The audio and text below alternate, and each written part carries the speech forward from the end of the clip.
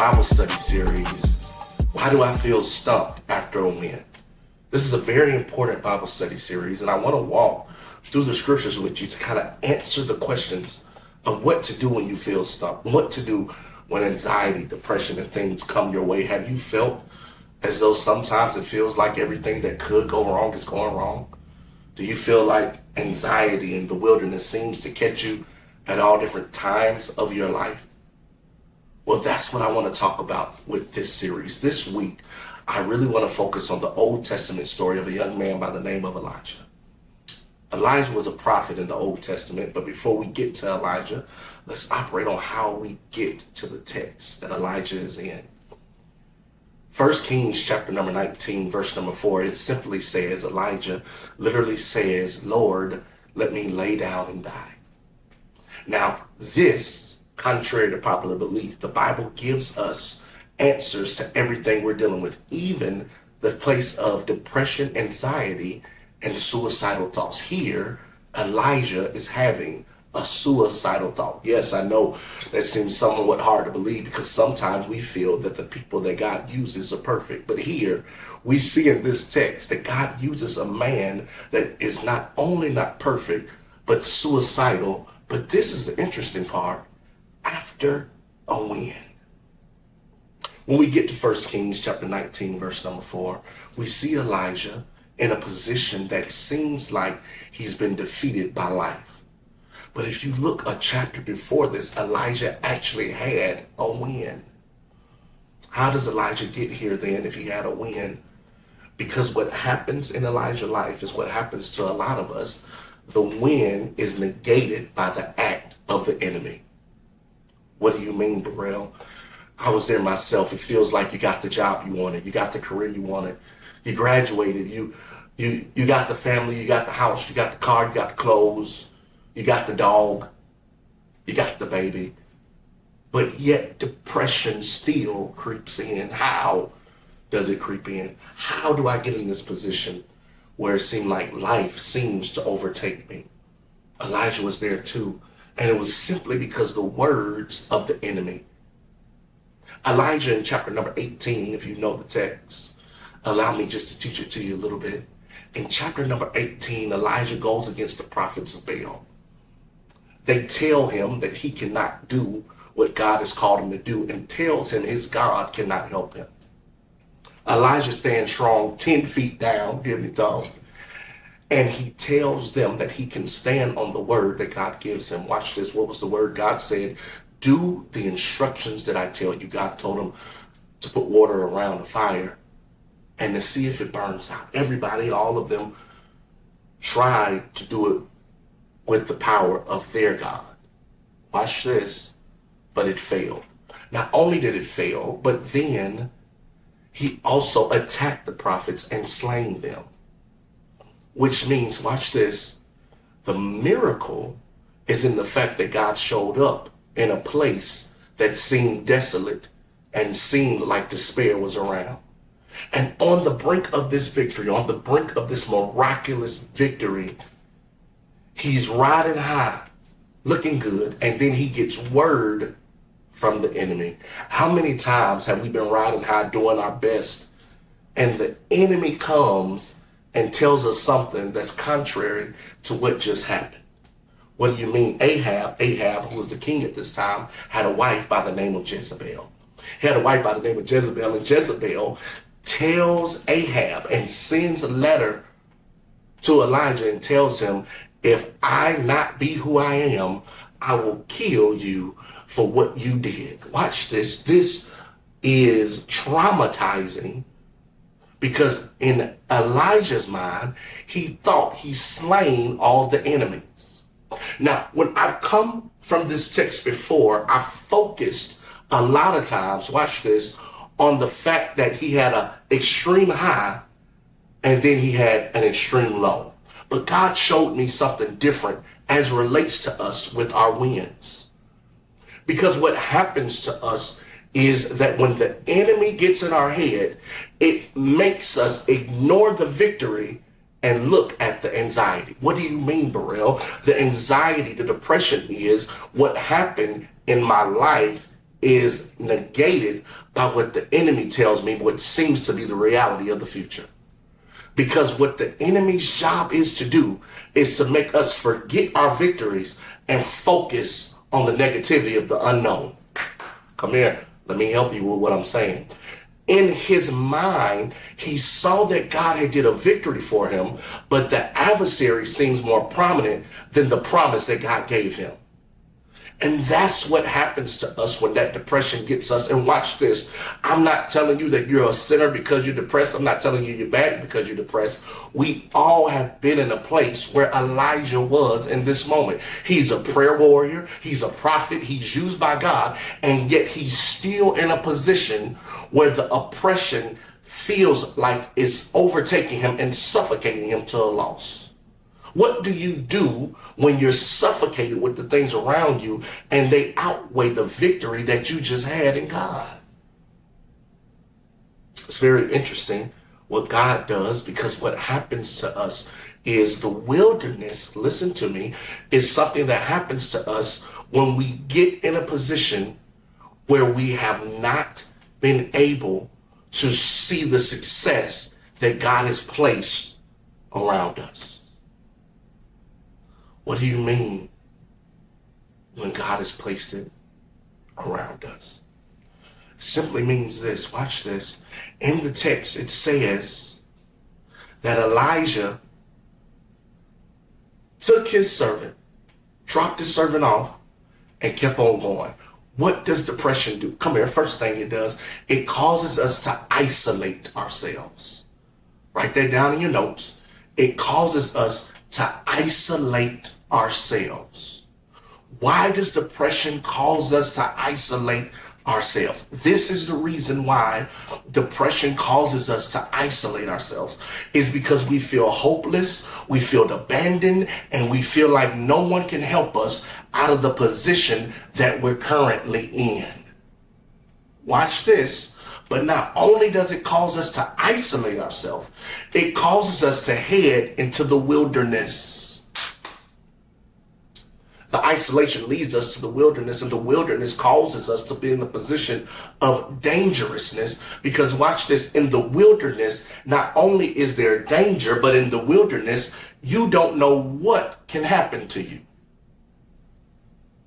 Which means not only does it lead us to isolation, but it also leads us to a place of darkness, which paralyzes our position for where God is trying to take us.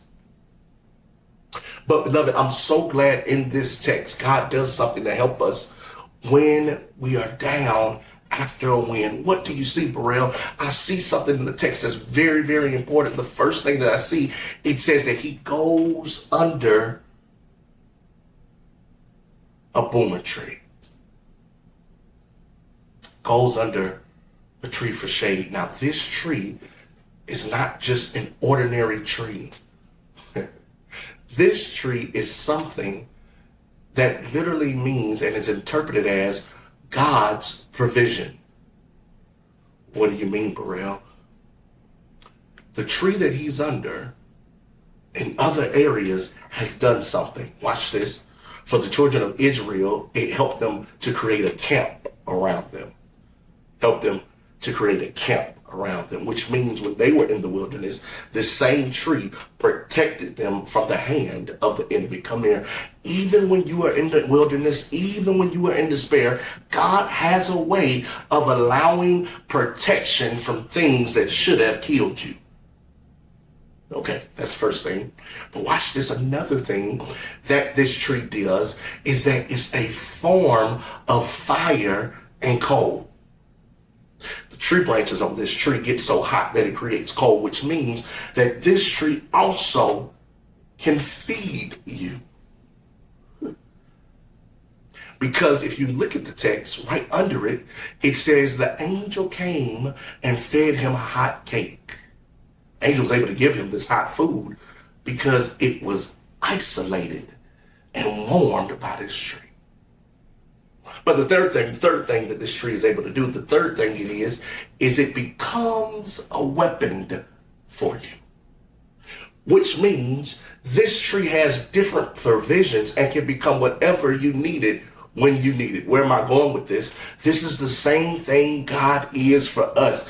This means that God can become whatever you need him to be in the time that you need him. Come here. Whenever you get at a place that you're most depressed, it does not mean you're bad. It's just your time. You have to think that even in this, God has a way to get me out of what's trying to destroy me. Because the thing that you think is destroying you really isn't. It's just the devil trying to make you ignore the next step God has for your life.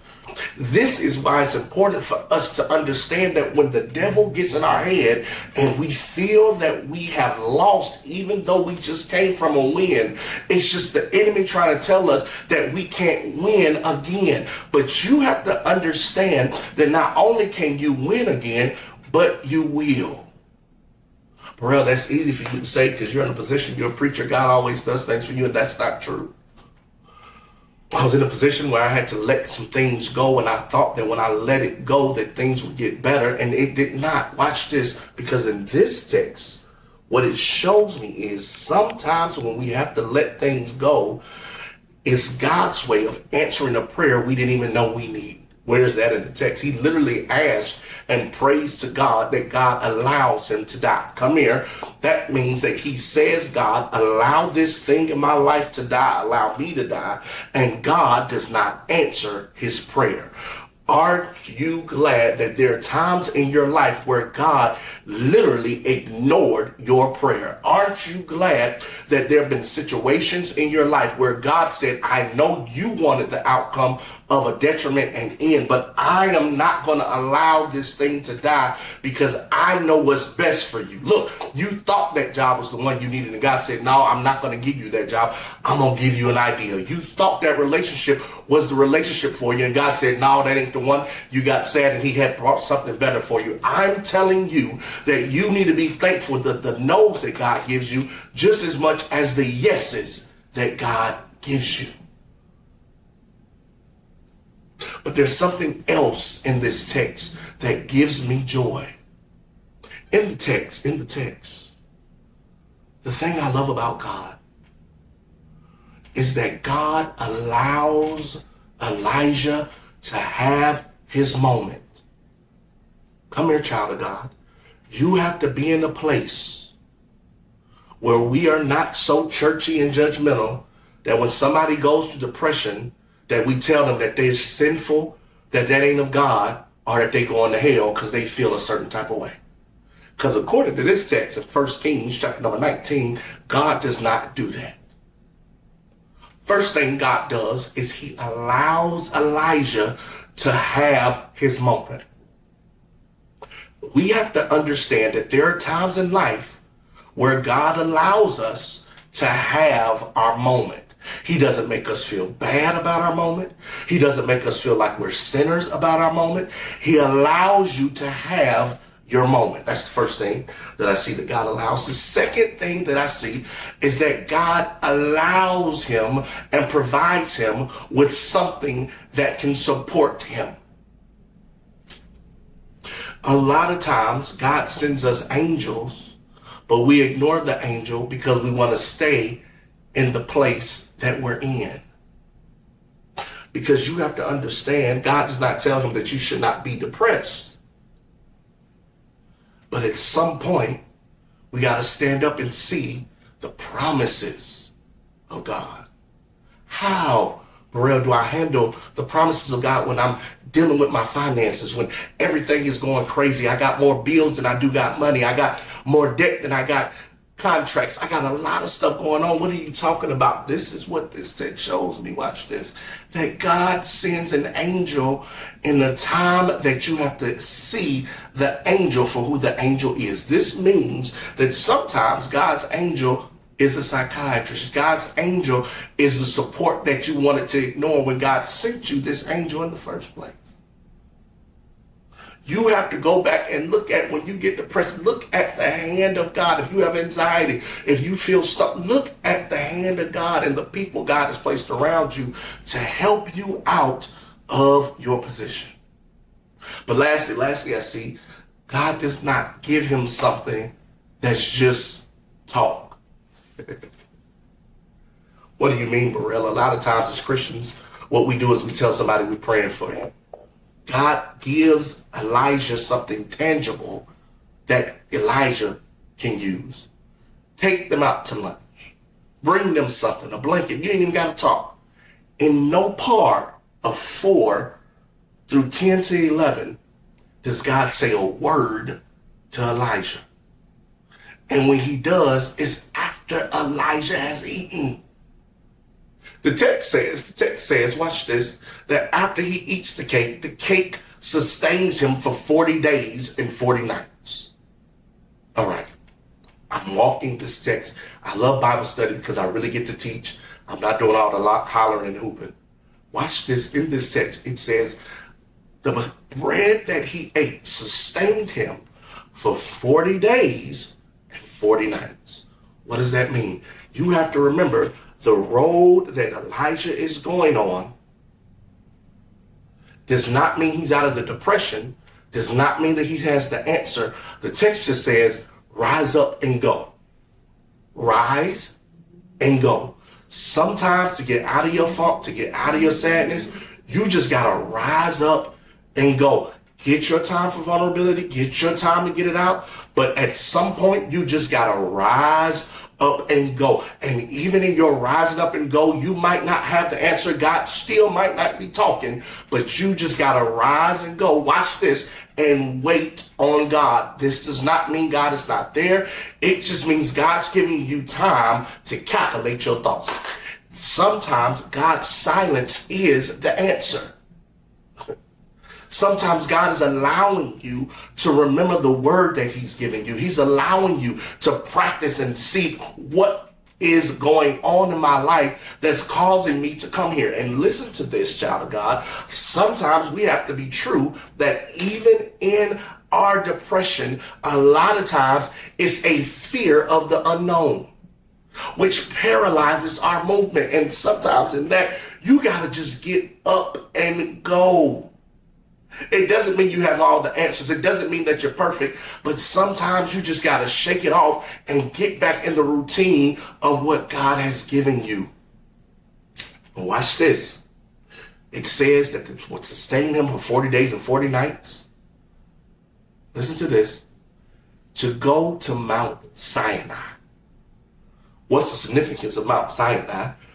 In the text, Elijah says, watch this, I'm no better than my ancestors. I'm no better than my fathers before me. Look at this. How many times have we felt like we have the same generational curse that came before us? How many times do we feel like we're in the same position that the people that we tried to follow, the curse that we tried to break, and we seem to be in the same pattern?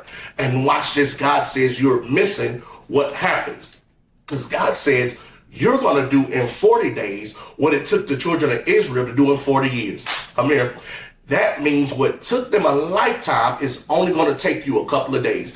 The generational curses that plagued us are not going to plague you. The things that you need to do, the generational wealth that you want for the family, the generational things that you want to break and bless your family with, God said you're going to do in days what took them years. And I just need you to get up and go. Can you look at your notes, write it down, put it in the chats that I'm going to get up and I'm going to go, because God said that if I just get up and go, he's going to follow me to the promise. This means that God will show me the promise just from getting up and going, just moving from one place to the next. I don't have to have the answers. I don't have to know how to get it done. I don't have to know everything about it.